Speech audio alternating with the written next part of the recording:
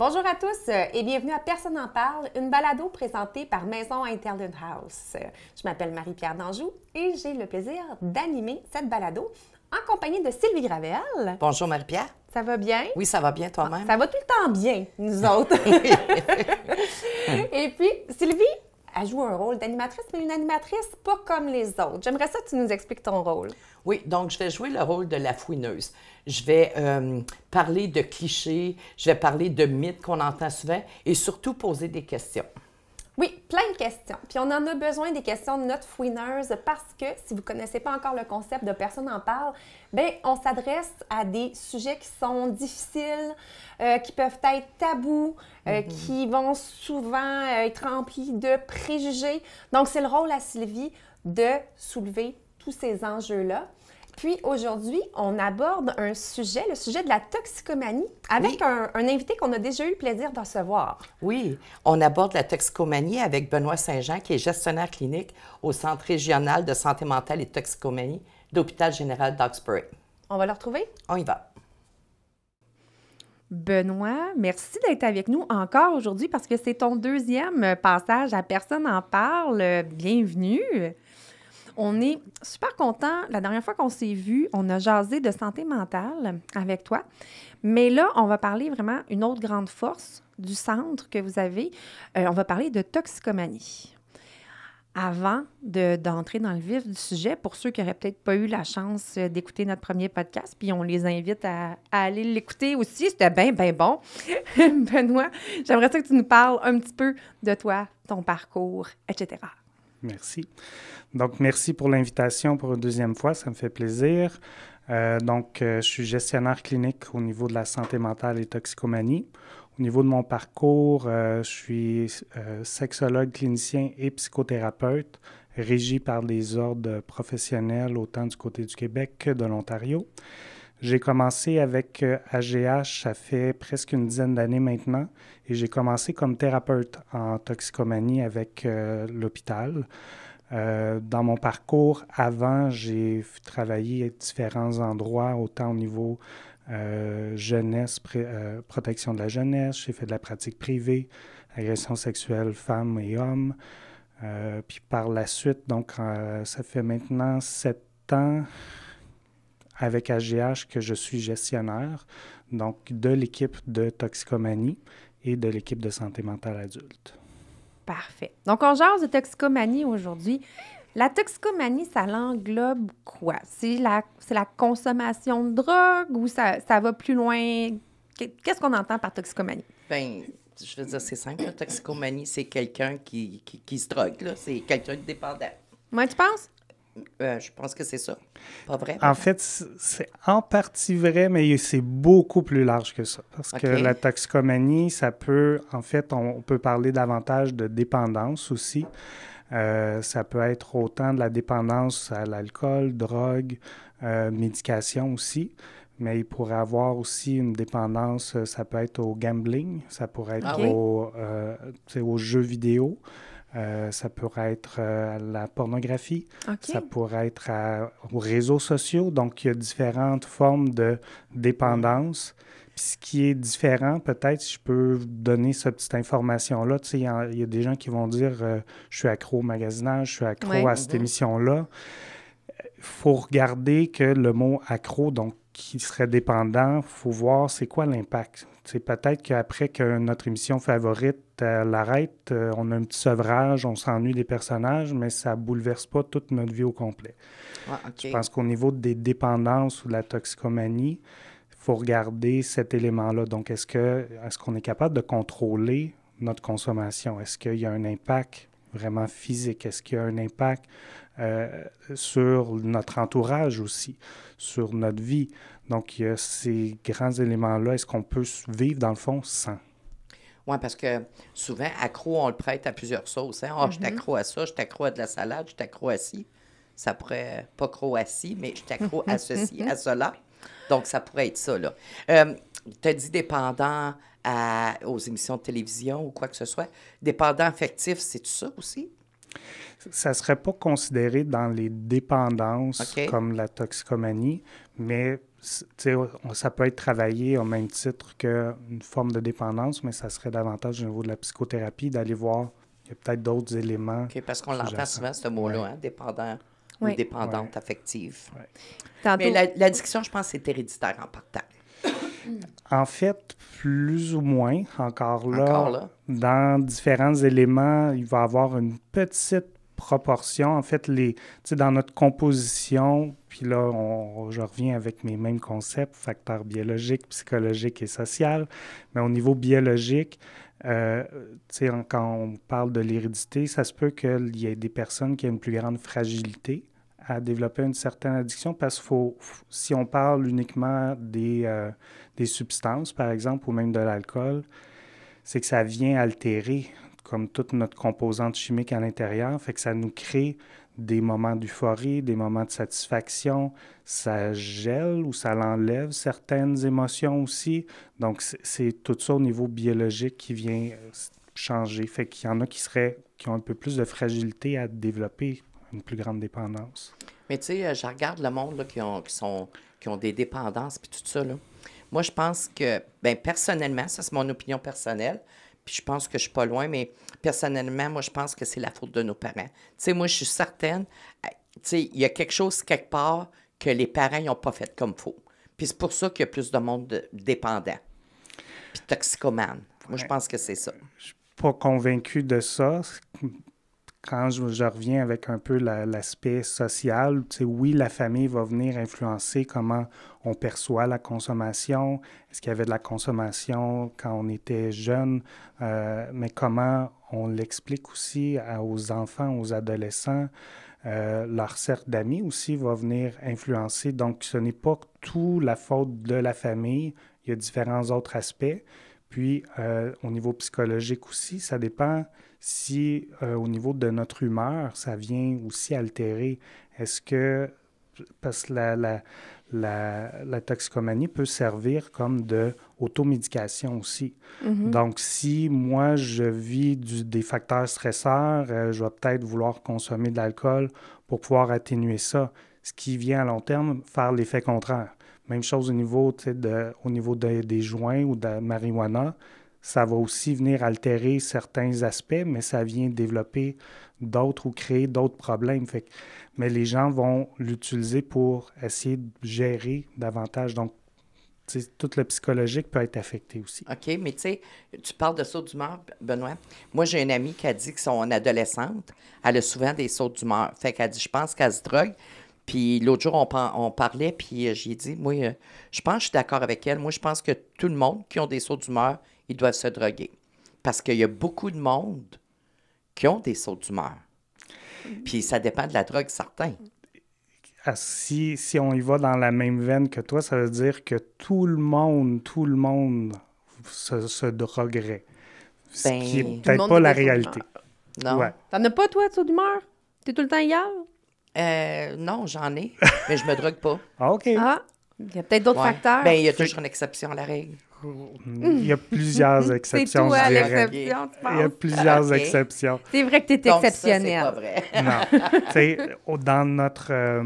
pour ceux qui ont écouté ou qui n'ont pas écouté notre podcast sur la santé mentale, on a parlé un peu des dérèglements au niveau émotionnel qui peut amener d'être irritable et tout ça. Ouais. Donc, si on fait le parallèle avec l'exemple que tu apportes au niveau des jeunes adolescents, bien, on sait qu'à l'adolescence, il y a un niveau énorme de changement au niveau des hormones, au niveau de notre perception, de notre développement, de notre schème de pensée, notre place dans la société, nos amis, la relation qu'on a avec nos parents. Donc, il y a plein d'autres facteurs qui vont venir influencer pourquoi un adolescent pourrait être davantage irritable ou replié sur soi. Ça peut être tous ces éléments-là. C'est peut-être plus l'aspect santé mentale. Ça ne veut pas dire nécessairement qu'il se drogue ou qu'il... C'est tout le changement. Exact. Même chose dans notre vie personnelle. On peut avoir des moments plus irritables, plus fatigués, plus de stress au travail. Est-ce qu'on se drogue nécessairement? Non. Puis là, on parle des facteurs. Est-ce qu'il y en a d'autres que ceux que tu nous as parlé qui fait qu'on risque de devenir dépendant ou qu'on a plus de chances? de devenir dépendant? Je reviens avec l'élément, est-ce qu'on est capable de contrôler notre utilisation, soit d'alcool ou de drogue? Parce qu'il y a différents éléments qui s'est fait au niveau récréatif. Ça peut être au niveau de la marijuana qui est légale présentement.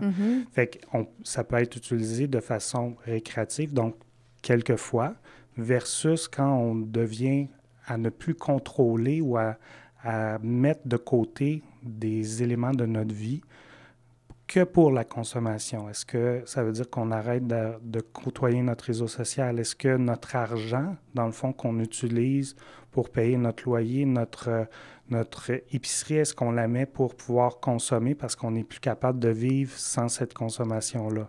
Est-ce qu'on est capable de garder notre emploi? Donc, est-ce qu'on est capable de se laver, manger, etc. Donc, c'est tous ces éléments-là qui viendraient faire en sorte que là, on pourrait dire, oui, c'est une vraie dépendance. C'est quand il y a tellement de conséquences négatives que là, on peut se dire, oui, il y a quelque chose qui ne va pas. Là. Puis, est-ce qu'on est capable de nommer des causes qui fait que, bon, justement, ça peut être récréatif, autant l'alcool, les drogues, le jeu, comme on disait tantôt, puis qui fait que, oups, ça slip, ça passe sur une méchante dérape, puis qu'on n'a plus ce contrôle-là. Y a-t-il quelque chose qui l'explique? Pourquoi que s'il y a ce glissement-là?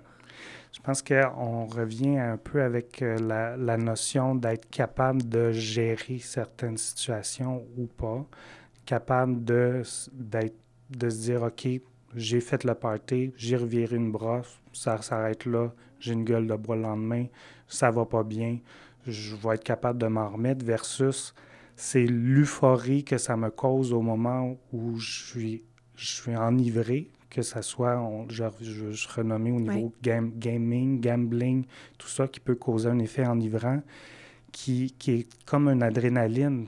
L'adrénaline, c'est une substance qui est sécrétée qui est le pur plaisir dans notre corps. Fait que si on cherche que ce high-là tout le temps, c'est là où, à un moment donné, on va trouver le reste de notre vie plate, donc ennuyant, donc on va vouloir recréer ça. Et c'est là où la routine, ou la façon de l'installer dans notre vie peut développer vers une dépendance beaucoup plus grande. Puis, il y a certains types de drogues qui peuvent emmener à causer des problèmes au niveau de la santé mentale directement. Donc, encore là, tout au niveau de la fragilité biologique, dépendamment de chacune des personnes. Est-ce que l'adolescence, c'est un moment propice pour tomber dans l'addiction? Je pense que tout moment dans la vie pourrait l'être, à n'importe quel âge. Si on revient au niveau des jeunes, on l'a mentionné tantôt, avec tous les changements qu'ils ont, c'est sûr qu'il y a une plus grande facilité peut-être à vouloir essayer de retrouver ce plaisir-là quand on voit que tout change alentour de nous ou que même notre corps change puis qu'on n'est plus capable de suivre. Donc, c'est sûr qu'il y a une partie qui seront peut-être plus à risque à ce niveau-là. Puis, il ne faut pas oublier qu'il y a tout le développement aussi du cerveau qui est fait, puis de la personnalité qui se fait dans ces jeunes années-là au niveau de l'adolescence, début adulte. Fait qu'en emmenant des éléments chimiques, drogue, alcool, peu importe, ou on parlait de l'adrénaline tantôt, la surstimulation, ça vient altérer aussi comment le cerveau va se développer. Donc, ils vont vouloir peut-être davantage, à plus long terme, continuer dans cette voie-là pour recréer cet état de manque-là qu'on pourrait nommer. Mais en même temps, ça pourrait être un mécanisme de survie. Ça pourrait l'être, de prendre des médicaments, de prendre de la drogue, de... Compenser, peut-être. Exact. Ça pourrait effectivement venir ça. Tantôt, je parlais de l'automédication, c'est un petit peu ça. À la place d'aller consulter, d'aller voir, d'aller adresser des problèmes, soit des traumas, agressions dans le passé, peu importe situation qu'on a de la difficulté à gérer de façon plus saine, donc en allant l'explorer thérapeutiquement avec des psychothérapeutes, cliniciens, et qu'on utilise les drogues, c'est là qu'on essaie de boucher les trous, dans le fond, d'éviter ça, mais ça fait que continuer l'ampleur qui est en arrière. Mais là, Benoît, je suis en train de penser, puis je t'écoute, puis ça me fait penser que si on a un problème de dépendance, puis on va vous voir, puis vous nous prescrivez du cannabis, bien, ça va me créer une dépendance. Là. C'est quand même une drogue, ça. Je peux vous dire qu'à notre centre, on ne fait pas de prescription au niveau du cannabis. OK. Donc, on ne pourrait pas aller chez vous dire j'ai mal à quelque part, là, puis... Non, ça se ferait pas comme ça. OK. Ça prend des médecins qui ont une licence pour pouvoir le prescrire. Puis, OK. ce qui est prescrit, dans le fond, c'est pas le cannabis qui est poussé dans les jardins ou dépendamment de si Qui est illégal, là. illégal ou criminalisé. OK. Donc, il y a des éléments chimiques qui sont altérés. Je ne rentrerai pas dans les détails, mais qui vont venir aider à gérer certaines émotions ou anxiétés ou d'autres éléments ou des douleurs. Ça peut OK. être utilisé pour ça aussi, mais c'est pas... on lié n'aurait à pas ça altérer. chez vous. Non. OK. Moi, j'ai entendu dire que les personnes dépendantes, c'est vraiment des chômeurs, des sans-abri, des pauvres qui n'ont pas d'argent, ils n'ont pas d'éducation, puis tombent dans la dépendance. Et non. Ça peut être encore, autant comme la santé mentale, ça pourrait être n'importe qui, vous, moi. On pourrait Personne n'est à l'abri. Personne n'est à l'abri. Ça dépend vraiment de notre résilience qu'on a. Est-ce qu'on est capable de faire face à certaines situations sans utiliser des objets, des drogues ou peu importe. Fait que c'est vraiment l'équilibre à travers tout ça. Le stéréotype qu'on voit, qui est facile, peut-être plus évident, parce qu'un coup qu'une personne est rendue sans emploi, sans abri, c'est plus facile peut-être de les identifier, mais avant de se rendre là, il y a beaucoup d'autres étapes dans la vie là, qui pourraient avoir eu lieu. Tantôt, je vous parlais, si tout est concentré pour consommer, bien, c'est là où on peut perdre notre emploi, on peut perdre notre logement. Mais ces gens-là travaillaient avant, avaient un emploi. Et ça ne veut pas dire qu'une personne qui est sans abri maintenant, qui n'a plus d'emploi, qui consomme, n'aura plus jamais d'emploi et va toujours consommer toute sa vie. Encore là, il faut changer un peu cette façon de voir-là. Tout le monde a la capacité et la possibilité, dépendamment de ce qui est mis en place pour eux, ou le support qu'ils ont, autant au niveau des services, autant au niveau de leur réseau, ou à différents niveaux qui peuvent être pris en main et être aidés. Puis dis-moi, au centre, est-ce que vous aidez vraiment tout type de dépendance, puis peu importe aussi jusqu'à quel point on est peut-être en train de sortir, de s'en aller vers la marge? Est-ce que vous prenez les gens, peu importe à l'étape où ils sont rendus, puis peu importe le type de dépendance? Tout à fait. Donc, quand les gens viennent pour recevoir des services, dans l'inventaire des services au niveau de la toxicomanie qu'on a, on peut faire autant du sevrage à domicile, donc aider les gens à arrêter. Ça peut être autant une thérapie de remplacement au niveau de la médication avec le Suboxone, Naloxone. On a un médecin spécialiste qui travaille avec nous pour pouvoir aider ça. Ça peut être de gérer toutes les opiacés qui soient légales ou qui sont prescrits, donc tous les médicaments qu'on appelle les painkillers tombent là-dedans. Ça serait la morphine. La morphine et tout ça. Le Tylenol et tout ça, c'est tout des dérivés. Puis, on a aussi, comme toute la thérapie avec nos thérapeutes, nos conseillers, qu'on peut aider justement à amener à développer différentes stratégies thérapeutiques pour pouvoir aider la personne. On a un volet un peu plus long terme, qui est plus du case management, un programme de logement. Fait qu'à travers toute cette panoplie de services-là, on mise davantage sur le bien-être de la personne.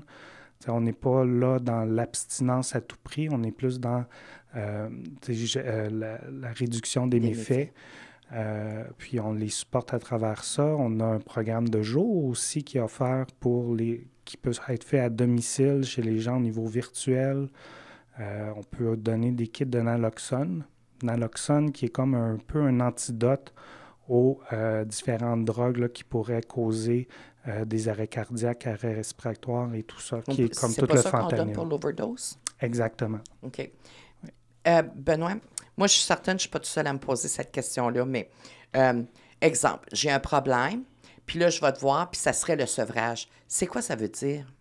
Le sevrage, dans le fond, c'est qu'on fait un arrêt d'une substance X, puis on va monitorer un petit peu les effets secondaires de ça. Ça peut être autant des tremblements, sudation, ça peut être des vomissements. On va passer à travers toutes les étapes que le corps a besoin pour se sevrer de la symptôme. Donc, vous allez faire quoi? Exemple avec moi. Fait que là, vous allez me dire, mettons, je bois. Oui. Puis là, on fait le sevrage. Oui. Je m'en vais chez vous. Bien, chez vous, au centre. À notre centre, tu fais une demande de service. Oui, je fais une demande de service. Mais je reste chez moi? Tu pourrais rester... Oui, parce qu'on ne reçoit pas au centre les gens. Il n'y a pas de sevrage au centre comme tel. Il n'y a pas d'équipe clinique qui est là. Le sevrage doit se faire chez toi, dans la communauté. Ah oui? Puis ça serait pas à l'hôpital non plus? Ça pourrait arriver dans certaines situations où vraiment ça peut être dangereux d'arrêter une substance. Comme tu parlais d'alcool, Sylvie, l'alcool est une des substances les plus dangereuses au niveau d'arrêter drastiquement de consommer parce que c'est la seule qui peut entraîner la mort. Donc, alors qu'on pense que les autres drogues, speed et tout ça, vont créer d'énormes facteurs physiques au niveau de, quand il y a un sevrage, mais la probabilité que les gens meurent est beaucoup moindre que si on arrête de consommer de l'alcool. Il faut que tu m'expliques ça un petit peu plus, là, parce que je comprends pas. Non. Parce que je n'irai pas avec les termes scientifiques, là, mais l'alcool, dans le fond, encore là, c'est pas consommer une fois de temps en temps au week-end. Là. C'est vraiment alcoolique à tous les jours. Aussitôt qu'il arrête une personne 1 heure ou 2 heures de consommer, se met à trembler, commence à avoir des sudations et tout ça. Donc, à ce niveau-là, ça peut être très dangereux parce que c'est imprégné un peu comme dans le système, si je peux le dire comme ça. Fait que, ça passe à différents stades. Ça peut être un délirium, ils appellent ça un délirium tremens, qui est là, on commence à avoir des hallucinations et tout ça. Le corps réagit vraiment fortement au niveau d'alcool. OK. Fait que ces sevrages-là, dépendamment comment que la personne consomme, vont davantage être faits dans un centre hospitalier. Donc, il y a des centres de détox qu'ils appellent, qui sont les centres, il y en a un à Ottawa, qui vont monitorer davantage ou aider la personne au niveau de gérer ces symptômes-là, puis que s'ils voient qu'il y a davantage de risques physiques, là, vont les emmener dans un hôpital plus spécifique. Donc, si j'avais ce problème-là, puis j'allais vous consulter, j'aurais une référence à l'hôpital d'Ottawa, exemple, pour ce sevrage-là, parce que ça sera en milieu hospitalier. Disons que c'est la dépendance à des médicaments, je vais te voir, puis là, tu me dis que je peux faire ça à la maison. Donc, qu'est-ce que vous allez faire? Qu'est-ce que vous allez mettre en place? Avec l'équipe au niveau du sevrage, qui a des intervenants infirmiers, puis de part avec notre médecin spécialiste, ils vont regarder un peu un plan. Donc, parce que si c'est pour un médicament qui est prescrit, il y a une raison. Donc, comment amener à faire un plan pour réduire tranquillement, pour éviter qu'il y ait trop d'effets secondaires au niveau du sevrage. Et dépendamment de la médication, c'est là où peut-être la thérapie de remplacement va venir pallier à l'arrêt de cette médication-là avec la Suboxone ou la Naloxone. OK. Puis, quand tu dis le sevrage, les effets secondaires, c'est quoi que je peux m'attendre? Un petit peu comme je mentionnais, ça peut être, en général, là, pour la majorité des substances, ça peut être tremblement, sudation, avoir la nausée, vomir. Parfois, ça peut être dans les selles aussi qui vont changer de couleur pour avoir du sang. Ça peut vraiment varier de tout. C'est sûr qu'il va y avoir le niveau d'irritation énorme au niveau du changement de l'humeur. Tout ça va... Est-ce que ça dure longtemps? Ça dépend des substances, ça dépend de ça fait combien de temps aussi que le corps est habitué de se vivre comme ça. Les symptômes plus de drogue plus légères, on pourrait dire comme ça pourrait être comme une journée à 2 jours. Ça pourrait que j'arrête ces effets secondaires-là sévères. Oui, en faisant comme une courbe. Là. Ils vont commencer tranquillement, il va y avoir un pic, puis ça va réduire. OK. Donc, je pourrais aller en sevrage, ça va durer 2 jours, puis après ça, je sors. Après ça, j'ai fini. En moyenne. Il peut y avoir un traitement aussi. Tout va dépendre comme je disais, de la substance, de ça fait combien de temps. Fait que c'est là où l'équipe spécialisée, dont je ne fais pas partie, va pouvoir davantage vous aider. OK. Donc, si, mettons que c'est un médicament, juste pour clarifier, c'est un médicament contre la douleur que je prends. Quand tu parles de thérapie de remplacement, bien, ça se pourrait qu'ils me disent, OK, bien là, on regarde ça, on veut réduire ça. Fait que comme thérapie de remplacement, ça serait de faire de la physio, exemple. Thérapie de remplacement, ça serait davantage apporter une autre molécule pour venir remplacer un peu les effets. C'est pour ça que je parlais tantôt de Suboxone, puis c'est méthadone. J'ai dit naloxone. Oui, Suboxone et méthadone. OK, parfait. Oui, là, c'est... Un petit peu plus clair. Ça s'en vient clair. Oui, c'est plus clair. Donc, je vais faire mon sevrage, c'est ça qui se passerait. Oui, mais la majorité n'ont pas besoin nécessairement de passer par là. Il y a des gens qui vont décider tranquillement d'arrêter eux-mêmes. Il y en a qui vont arrêter, oui, drastiquement, mais si ce n'est pas une très grande quantité, ils vont avoir quelques effets secondaires. Ça ne durera pas nécessairement des jours. C'est quand même mieux de consulter avant de vouloir arrêter parce qu'au cas qu'il y ait des effets, il pourrait avoir des effets, mais l'idéal, c'est, au niveau du cheminement, équipe de sevrage, mais de pouvoir adresser les raisons derrière la consommation. Et c'est là où nos thérapeutes peuvent entrer en ligne de compte. Je fais le sevrage à la maison, ça va bien 2-3 jours, puis je recommence. J'ai entendu parler de thérapie fermée. C'est quoi? Thérapie fermée, dans le fond, c'est des centres qui sont faits pour recevoir les gens. Ils vont rester là dépendamment de leur programme. Ça peut être 3 semaines à 1 mois, où ils vont, dans le fond, les aider à ne pas consommer. Ce qu'on appelle le détox. Le détox, c'est la partie avant, qui est comme le sevrage. Donc, c'est gérer les symptômes. OK, détox, sevrage, c'est la même affaire. Exact. OK.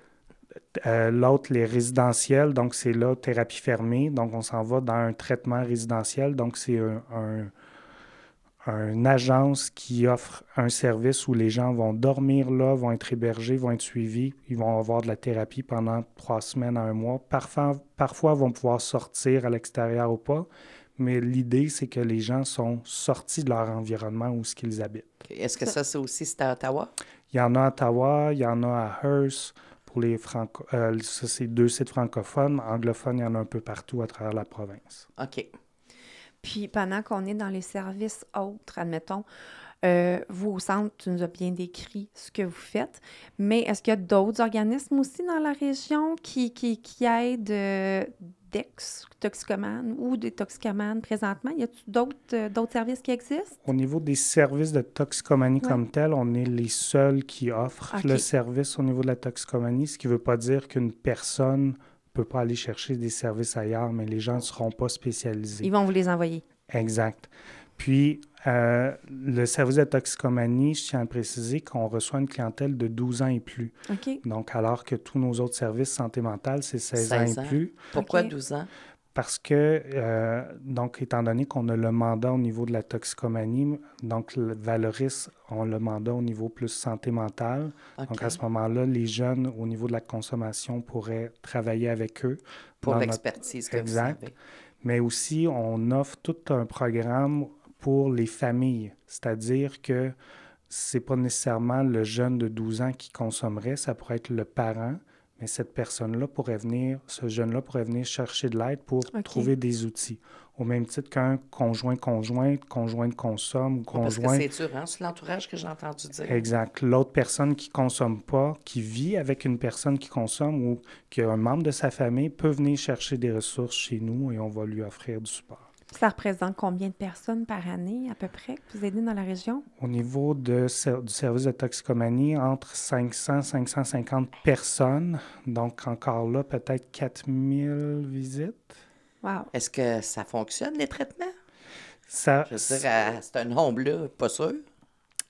Je vous dirais que ça fonctionne. C'est sûr qu'il y a tout un volet où la personne doit être motivée, doit vouloir travailler, doit vouloir faire des changements aussi, ce qui n'est pas évident parce que souvent, on reste dans le même milieu dans lequel on est. Fait que c'est tout notre environnement, le pattern, la famille, les amis. Fait qu'il y a aussi ça qui vient influencer comment la personne va pouvoir se rétablir. Mais on parlait tantôt d'automédication, c'est aussi ce volet-là. Si c'est jamais adressé, le volet, la raison derrière pourquoi on consomme, est-ce que c'est pour oublier? Est-ce que c'est pour gérer mon humeur? Est-ce que c'est pour dormir? Si ça est jamais adressé, qu'on ne va pas regarder avec un psychologue, un psychothérapeute ou même un psychiatre pour aller identifier ça, puis donner peut-être une médication qui va venir éviter de consommer à la place. Pallier. Ou des stratégies. Parce qu'on ne veut pas non plus juste médicamenter les gens. Il y a toute une panoplie de stratégies qu'on peut faire autant au niveau de la santé mentale que de la toxicomanie, tout l'aspect mindfulness, prendre soin de soi, trouver des activités qui nous intéressent, notre réseau social. Donc, tous ces éléments-là qui pourraient être positifs, c'est aussi comment puiser là-dedans. Oui, parce qu'on ne veut pas régler une dépendance puis en créer un autre. Ça pourrait être effectivement... Dans ce sens-là. Mais, Benoît, qu'est-ce qui détermine si la personne, parce que je veux juste ramener à la thérapie fermée, qu'est-ce qui détermine si la personne va à Ottawa ou à Hearst? Je pensais que c'était au niveau du kilométrage. Tu sais, je me disais, tout le monde va à Ottawa ici. Pourquoi ils se ramassent dans le nord de l'Ontario? Je vous dirais, c'est la différence peut-être du programme qui est offert. Okay. Ça peut être autant la distance peut être un effet positif pour la personne qui aime mieux être déracinée de son environnement parce qu'Ottawa, c'est loin, mais c'est pas loin en même temps d'ici. Et puis, dépendamment aussi des gens à Ottawa, quand les journées qui peuvent sortir, peuvent retourner facilement peut-être dans un réseau où ils pourraient se procurer et consommer versus à Hearst qui est beaucoup plus éloigné. Fait qu'il y a des pour et des contre dans chacun. OK. Oui. Mais là, OK, fait que là, je comprends pourquoi ils pourraient se ramasser là. Puis c'est vraiment un choix à eux à décider. C'est eux autres qui décident? Exact, parce que c'est comme pour recevoir nos services, les gens doivent être volontaires, c'est une demande de service qu'ils font, au même titre que pour aller... Santé mentale? Oui. Mais est-ce que, comme au même titre que santé mentale, il y a une partie où on fait fi de leurs droits, puis là... Ça pourrait arriver, mais ça serait encore là s'il y a un niveau de risque pour leur santé physique à eux, s'ils veulent se tuer, s'ils voudraient tuer quelqu'un d'autre. C'est la même loi au niveau de la santé mentale qui pourrait, pour une personne, une période très, très courte, être hospitalisée contre leur gré, seulement pour les stabiliser rapidement ou pour les évaluer. OK. Parfait. Puis, dis-moi, chez nos proches, soit chez nos amis, chez nos parents ou chez nos ados, est-ce qu'il y a des signes auxquels on devrait porter attention, qui devraient nous allumer des lumières, là? Peut-être qu'ils devraient nous mettre une puce à l'oreille et dire « Je pense qu'il y a de quoi qui ne va pas avec lui ou elle. » Oui, je pense qu'il y a certains éléments qui rejoignent un peu comme la santé mentale, qui est un peu l'irritation, repliement sur soi, peut-être éviter même d'entrer en contact. Mais si on regarde au niveau de la toxicomanie, ça peut être autant, puis toxicomanie, là, le plus large que vous pouvez l'imaginer, là, dépendance, comme on a parlé tantôt, ça peut être autant peut-être une blessure qui vient d'arriver parce qu'en état d'ébriété, la personne a tombé. Ça pourrait être au niveau comme plus physique, plus peut-être une maigreur, moins d'énergie. Regarder alentour dans l'environnement de la personne, est-ce que la personne a de quoi à se payer pour à manger ou une personne qui en aurait eu pourrait s'en payer, mais peut-être que là, l'argent est placé pour consommer. Ça peut être vraiment un peu tous ces éléments-là, donc perte d'emploi, de ne plus avoir d'équilibre, là, peut-être moins prendre soin de soi aussi. Il y a tous ces éléments-là plus perceptibles là, qui pourraient être là. Est-ce que ces personnes-là tentent de s'isoler? Oui, beaucoup l'isolement, le repliement sur soi, éviter le contact, éviter de sortir, de rencontrer les gens. OK.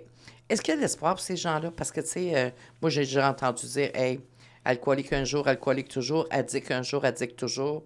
Il y a de l'espoir pour ces gens-là? Il y en a, effectivement. Il y en a même beaucoup, je dirais. C'est pas pour rien qu'on a un inventaire de services et qu'il y a des services partout dans la communauté. On parle d'autres grandes villes ou ailleurs qui offrent ces services-là parce qu'il y a un potentiel que les gens puissent s'en sortir. Donc, les services sont là. C'est des bons services qui sont adaptés à leurs besoins. La seule affaire, c'est qu'il faut que ces gens-là reconnaissent qu'ils ont un problème et qu'ils aillent vers les services. Exact. Mais ils vont avoir le soutien et tout pour... Oui. OK. Parle-nous donc un petit peu plus des dangers qui sont liés soit à la consommation de drogue, à la consommation d'alcool, au jeu. Tu sais, on a tout dans la tête, oui, l'overdose, là. Oui. Mais j'imagine que ça peut avoir d'autres impacts aussi sur le corps, puis on s'en doute aussi sur l'aspect social également, là. Tout à fait. Tu sais, oui, il y a l'overdose, mais comme tu dis, il y a d'autres éléments au niveau de la sous-alimentation. On revient à ça. Le corps qui est en constante chavirement au niveau chimique à cause des substances qui sont ingérées. Tantôt, je parlais un petit peu de maigreur, perte de... Ça peut être autant au niveau même de la peau. Ça peut être au niveau des blessures, ça peut être qu'il y a une détérioration physique pourrait arriver. C'est sûr que si je reviens avec perte d'emploi, donc encore là, tout un autre changement, peut-être qu'on va devoir déménager, on n'aura peut-être plus de logement parce qu'il y a tous ces éléments-là. Peut-être le changement aussi au niveau des gens avec qui on va se côtoyer, mais il y a aussi toutes les maladies qui pourraient aussi avoir, dépendamment du type de consommation qu'on fait, c'est des injectables. Mais à ce moment-là, il y a tout l'aspect au niveau échange de seringues. Il y a tout l'aspect au niveau quand les gens sont intoxiqués, ils ont moins d'inhibition, donc peut-être plus de relations sexuelles à risque aussi. Donc, tous ces éléments-là viennent être des facteurs qui peuvent nuire directement à la santé ou à la vie de la personne aussi. Moi, j'imagine que si tu es intoxiqué, tu es à risque, un point, c'est tout. Dans ce sens-là, à partir de ce moment-là. Ça peut être autant un risque d'abus, d'agression aussi, parce qu'on n'a pas toutes nos facultés pour être capable de... on peut avoir des trous noirs, on peut être complètement juste inconscient ou pas avoir la force de pouvoir faire des choses aussi, là, donc on devient vulnérable. J'ai une bonne question. J'aime que tu dises qu'elle est bonne. Oui. On l'attend avec impatience. Elle est mieux d'être bonne. Comment est-ce que l'entourage, parce que je sais que c'est dur pour l'entourage, j'en ai entendu parler, comment est-ce qu'on aide une personne qui est dépendante? Est-ce qu'on l'aide vraiment? Est-ce que, parce que, tu sais, comme j'entends du monde dire, là, je l'ai aidé, j'ai fait ce que j'ai pu, mais là, je suis vraiment plus capable. Ou j'ai tout fait pour cet enfant-là, exemple, ça pourrait être ça. Puis là, tu sais, il me ment, il me vole, ou elle me ment, elle vole, elle est en train de m'emmener avec lui, ou... Comment est-ce qu'on aide une personne qui est dépendante?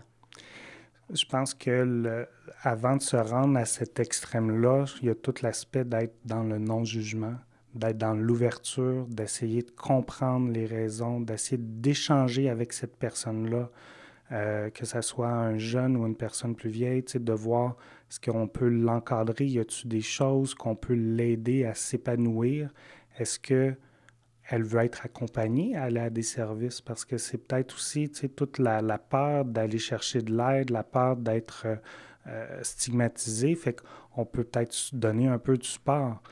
Si on va dans l'autre extrême que tu apportais, Sylvie, qui est là, on commence à voler, à mentir et tout ça, là, c'est sûr que les proches qui sont là, eux, il faut qu'ils pensent aussi à eux à travers ça. Parce que s'ils ont essayé d'aider graduellement la personne avec les éléments que j'ai mentionnés juste avant et que ça ne fonctionne pas, là, c'est comment eux se protéger pour ne pas, eux aussi, être un peu des victimes à travers ça, mais il y a le concept de « enabler », donc de donner aussi accès aux gens à consommer. Donc, exemple, une personne, mais là, mon fils, ma fille n'a plus d'argent pour manger, je vais lui donner de l'argent. OK. À place de donner de l'argent, est-ce qu'on ne pourrait pas acheter de la nourriture pour être sûr qu'il ne la consomme pas? Donc, c'est tous des petits éléments comme ça qui peuvent faire la différence. Et c'est là où je mentionnais au niveau du service aux familles qu'on peut offrir ce support-là sur comment se protéger eux, mais comment être en relation avec la personne qui consomme pour mieux l'aider. Puis, à la limite, si cela veut dire qu'on va demander à l'enfant de quitter le nid familial ou quoi que ce soit, ça pourrait être ça. Puis, je veux dire, c'est correct. C'est une étape que les parents peuvent faire. Ça pourrait être effectivement ça si on a essayé plein d'autres alternatives, mais qu'on voit que c'est pas aidant pour la personne. Tu sais, tu as donné le truc, au lieu de donner des sous pour acheter de la nourriture, d'acheter de la nourriture, faire l'épicerie, puis lui donner. Mais j'ai une amie qui elle a dit, c'est ça, j'ai essayé de faire, mais elle a donné une carte cadeau, mais il n'a pas acheté parce qu'elle dit, c'est pas de l'argent. Je vais donner une carte cadeau, il va pouvoir acheter de la nourriture, mais il a vendu la carte cadeau. C'est sûr. Fait que là, ça l'a donné de l'argent, tu sais. Fait que c'est tous des trucs oui. Ouais, qu'il faut prendre. Tu vois, tu avais raison, tu avais une bonne question. C'était une bonne question. Moi, j'en ai une drôle, pas drôle, mais peut-être trop spécifique, je ne le sais pas. Mais si on parle strictement de consommation de drogue sur le territoire de Prescott-Russell, par exemple, où vous travaillez, qu'est-ce qui se consomme dans notre coin? Qu'est-ce qu'on voit le plus fréquemment? Le plus fréquemment, là, ce qui est consommé, le pourquoi que les gens viennent chercher des services, c'est beaucoup le speed, donc les amphétamines, la consommation de marijuana, même si c'est légalisé, et il y a l'alcool. Okay. On est encore chanceux présentement dans Prescott-Russell qu'on n'est pas trop envahi, je vais le dire comme ça, par la crise du fentanyl qu'on voit dans les grandes villes. Je me demandais. Autant au niveau à Cornwall, Ottawa, Montréal sont aux prises avec cette crise-là et le fentanyl, juste pour expliquer, c'est vraiment un dérivé dans les maximums au niveau de la morphine. Donc, c'est une drogue, ça peut être très, très minime, ça peut être seulement un filtre et les gens peuvent avoir une overdose, donc et en mourir. En mourir au premier essai. Exact, au premier essai. Fait que c'est pas encore dans notre région. Il y en a, mais... Il y en a un petit peu, ça commence à être mélangé. Dans le speed, il y en a un petit peu, ça va être plus difficile, mais il pourrait en avoir. Ça va être beaucoup mélangé dans tout ce qui est cocaïne, mais il pourrait en avoir. On ne sait pas... Okay. Je vais le dire comme ça, les gens qui font ces drogues illégales-là ne sont pas les chimistes rigoureux qui sont regardés, exemple, par Santé Canada sur comment on fait une drogue. Mm-hmm. C'est aléatoire un peu plus la façon que c'est fait. Donc, une même batch pourrait avoir un speed, exemple, avec une petite affaire de fentanyl qui fera peut-être pas grand-chose parce que c'est une microscope de quelque chose, alors que l'autre pourrait en avoir 10 fois plus, puis la personne pourrait en mourir. Donc, hyper important, pallier à ça. Donc, on a le naloxone que je vous parlais tantôt. Donc, on peut distribuer ces kits-là aux gens qui en ont besoin.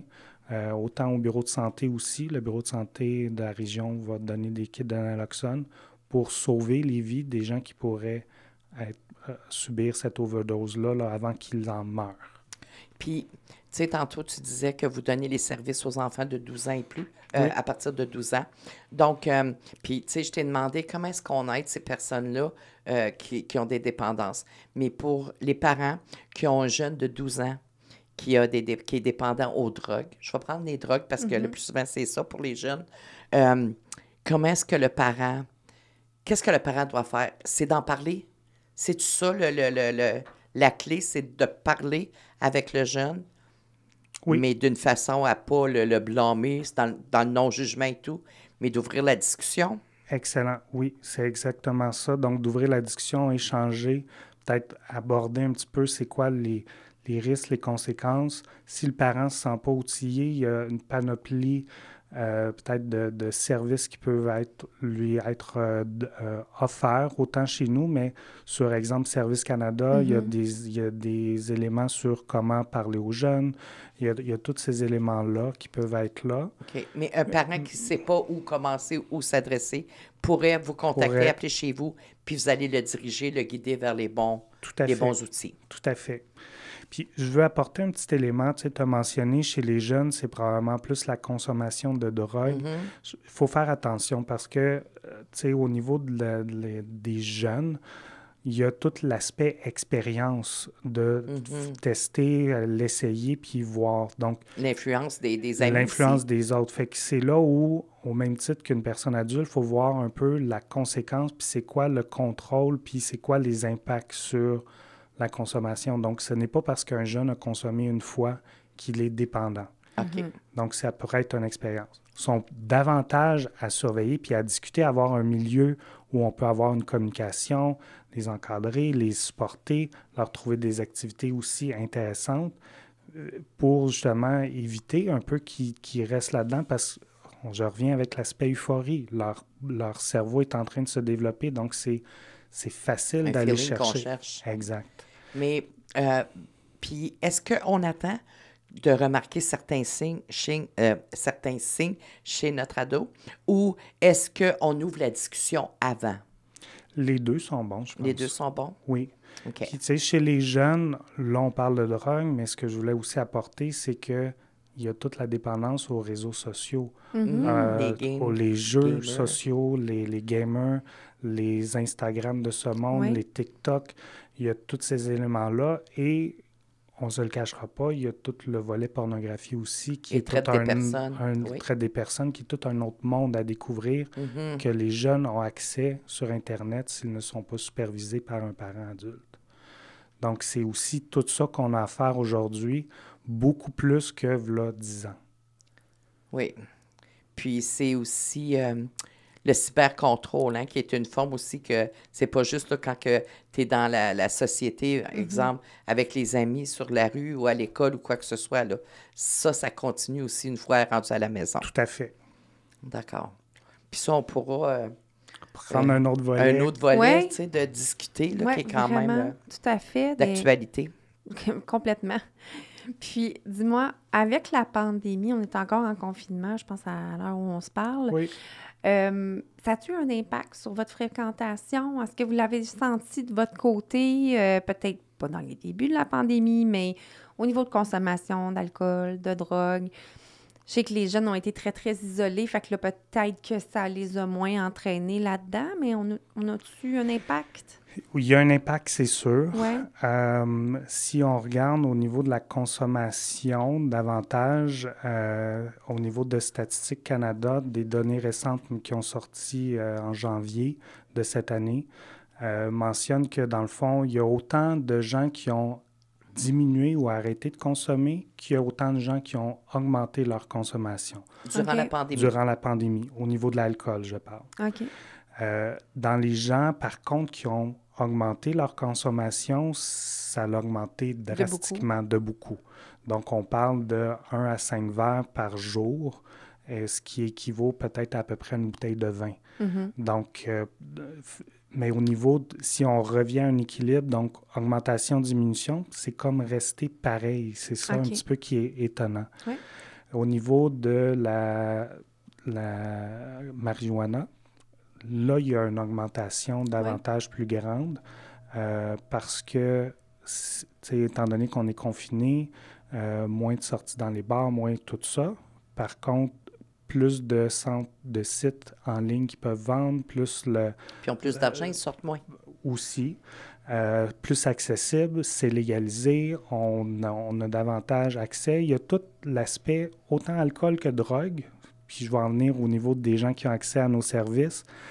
Un autre élément que Statistique Canada remarque dans les raisons que les gens justifient pourquoi j'ai consommé plus, c'est aussi, je suis plus à la maison, je n'ai pas à sortir, j'ai mon horaire plus flexible, je télétravaille, j'ai moins de responsabilités sociales à l'extérieur et donc je suis plus seul, plus isolé, je vais consommer davantage. OK. Puis la baisse que tu dis au niveau de l'alcool, il y en a qui boivent moins, il y en a qui ont augmenté leur consommation.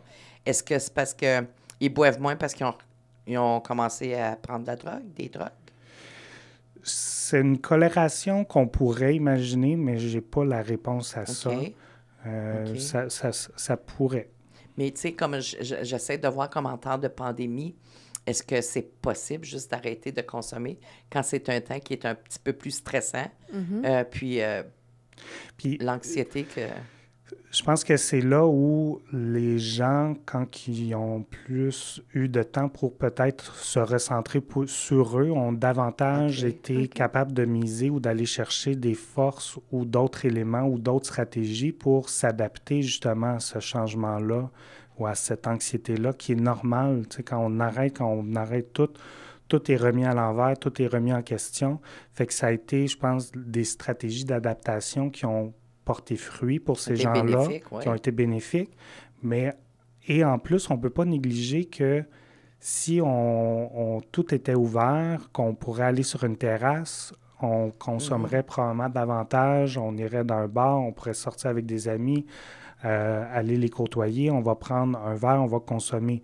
Donc, n'ayant pas accès à ça, les gens qui consommaient socialement, ça pourrait expliquer le pourquoi que certains ont baissé. C'est vrai. Oui. Ça fait bien du Ou sens. augmenter de l'autre côté. Oui. Donc, la pandémie, elle a eu certains bons côtés, peut-être, au niveau de la dépendance. Exact. Ça fait quelques fois que tu le mentionnes, la marijuana qui est maintenant légale. Pour toi qui travailles dans ce milieu-là, c'est une bonne chose ou c'est une mauvaise chose?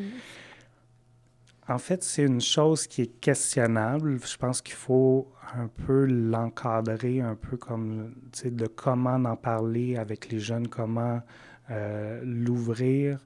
C'est sûr que si on regarde au niveau médical, je pense que là, les gens sont davantage hésitants parce qu'on sait que ça vient causer des dommages au niveau du cerveau, ça vient altérer la pensée, ça vient altérer un cerveau qui est en développement. Ça peut causer aussi, comme je mentionnais, des problèmes au niveau de la santé mentale, beaucoup au niveau des psychoses, schizophrénie. C'est une des portes d'entrée. Fait que, tu sais, je pense qu'il y a des raisons pourquoi que le gouvernement a décidé de rendre ça accessible à tous. Est-ce que c'est une bonne chose ou pas? Je ne suis pas l'expert là, qui pourrait se pencher là-dessus, mais on voit qu'il y a des conséquences davantage. Des conséquences néfastes. Oui. OK. Puis dis-moi, Benoît, avant qu'on te laisse aller, qu'est-ce que tu aimerais que les gens retiennent de ton passage avec nous aujourd'hui? En fait, que tout le monde pourrait être à risque de tomber dans la consommation abusive, que je pense qu'il faut regarder les signes, regarder son entourage, aller chercher les services, donc autant au niveau de notre centre, qu'il y a des services qui existent. Il y a au niveau des jeunes aussi, je ne l'ai pas mentionné, mais il y a tout le Carrefour Jeunesse qui offre des rencontres avec des gens au niveau de la santé mentale, toxicomanie, où les jeunes peuvent échanger sans rendez-vous. Ça peut être par chat, ça peut être live. Est-ce que c'est ici à faire ici à Hawkesbury? Il y a un centre à Rockland et il y en a un autre à Cornwall, excusez, mais accessible de façon virtuelle aussi. Donc, un beau réseau pour l'équipe jeunesse. Donc, ça, c'est Centre Jeunesse, tu as dit? C'est le Carrefour Jeunesse. OK. OK. Où est-ce qu'il y a une panoplie? Est-ce qu'ils ont un site web? Oui. OK. Donc, ils ont les informations sur le site web. Oui. D'accord. Vous, Madame Fouineuse, aviez-vous une dernière question pour notre invité? Non, j'ai pas d'autres questions. Mais moi, ce que je voulais dire, ce que je retiens aujourd'hui, puis j'ai perdu mon idée. Ah ben, coudonc. Ça gardera pour... Regarde, c'est pas grave, on va aller se jaser en dehors du studio. Tu me conteras ton idée là-dessus. Oui. Benoît, encore une fois, parce que c'est la deuxième fois qu'on te remercie d'avoir été avec nous à Personne n'en parle. Merci pour toute cette précieuse information que tu nous transmets. Merci d'avoir pris le temps de venir nous rencontrer. Puis, tu viens de la retrouver? Je viens de retrouver mon idée. Une dernière, maintenant. Donc, moi, ce que je retiens, parce que tu disais, tu sais, les problèmes de dépendance, d'addiction. Donc, je retiens que la dépendance puis la consommation, c'est pas juste l'alcool puis les drogues. Mm-hmm. C'est vraiment large parce qu'il y en a qui se disent qu'ils ne sont pas dépendants ou parce que... Mais tu sais, comme tu disais, la pornographie, les jeux vidéo, les réseaux sociaux, puis ceux-là qui gamble, ceux-là qui game. Oui. Donc, vraiment, c'est large, là. C'est pas juste alcool, drogue. Puis peut-être une dernière chose aussi à retenir, je l'ai soulevé un peu, mais on parle aujourd'hui, c'était toxicomanie, mais il y a un lien étroit avec la santé mentale aussi et vice-versa. D'accord. Ben, un gros merci Benoît, d'avoir été avec nous aujourd'hui. Merci à vous. Wow! Encore un sujet tellement riche qu'on vient de parler aujourd'hui. Il y a eu une tonne d'informations, mais je ne sais pas, toi, qu'est-ce que tu retiens, Sylvie? Oui, beaucoup d'informations. Puis moi, ce que je retiens, tu sais, pour moi, la dépendance, c'était alcool et drogue, mais c'est beaucoup plus large que ça. Ça peut être la dépendance au casino, le gambling. Ça peut être aux jeux vidéo, donc le gaming qui appelle. Ça peut être la dépendance aux médicaments et tout ça. Mais au-delà de la dépendance, ce que je retiens aussi, c'est... Parce que la ligne, elle peut être fine, là.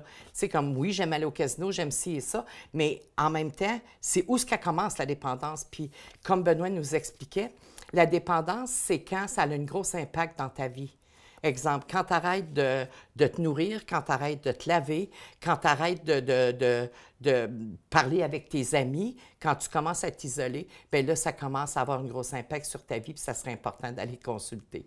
Ouais. C'est ce que je retiens de la dépendance aujourd'hui. Oui, exact. Puis, ben, c'est peut-être parce que moi, je suis une maman d'un petit gars de 12 ans, mais quand il s'est mis à nous parler de la cyberdépendance, la dépendance au gaming, même la consommation de pornographie, ça touche beaucoup nos jeunes, peut-être pas à 12 ans, peut-être que oui aussi, on le sait pas, mais je trouve que c'est un sujet qui est tellement vaste. Puis ça pourrait être un autre sujet, effectivement. Oui, je pense qu'on va inviter Benoît pour venir nous en jaser une autre fois.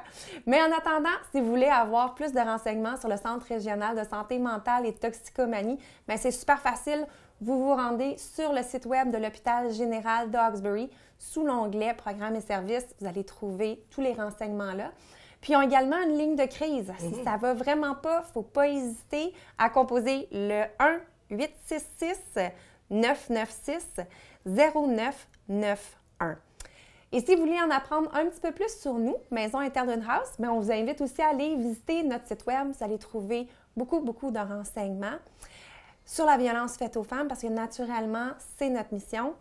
Oui. Et puis, il y a plusieurs façons de nous rejoindre, hein, Sylvie? Oui, si vous êtes victime de violence, n'hésitez pas à nous contacter. Vous pouvez le faire soit par appeler à la ligne de crise, par texter et clavardage.